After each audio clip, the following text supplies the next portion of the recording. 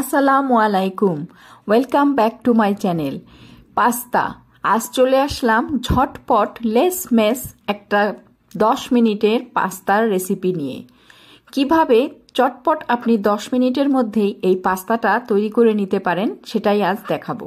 এখানে আমি 1 cup pasta নিয়েছি, এটা পানি বয়েল করতে দিব। এটা দেখুন ম্যাকারনি স্টাইল ইটালিয়ান পাস্তা।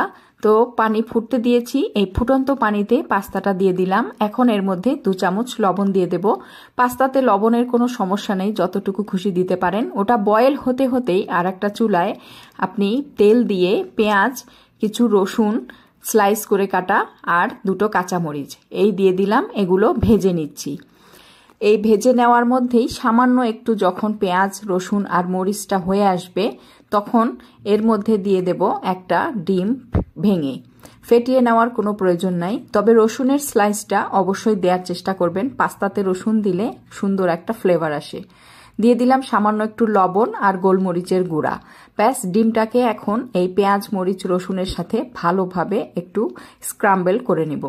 এটা যতক্ষণে স্ক্রাম্বেল হচ্ছে নেড়ে চেড়ে এটাকে, ততক্ষণে পাস্তাটা দেখুন বয়েল হয়ে গেছে, নিয়ে এর মধ্যে দিয়ে দিলাম। পাস্তা দিয়ে দেওয়া হয়ে গেলেই এর মধ্যে দিচ্ছি barbecue sauce, sweet chilli sauce আর টমেটো সস। এই 2-3টা সস একসাথে মিক্স করে এটার মধ্যে দিয়ে দিচ্ছি।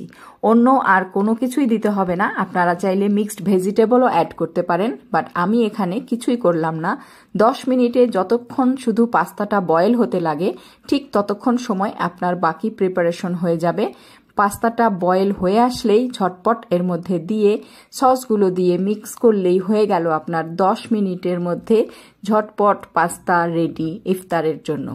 ইফতারের আগে বাচ্চারা যদি কখনো জেদ করে অথবা আপনার যদি ভিন্ন রকম কিছু খেতে ইচ্ছা করে, আপনি ঝটপট এরকম করে 1 পট লেস মেস পাস্তা তৈরি করে নিতে পারেন নিজের জন্য। আশা করি ভিডিওটি ভালো লেগেছে। ভালো লাগলে একটা লাইক দেবেন। Thank you very much for watching. Allah.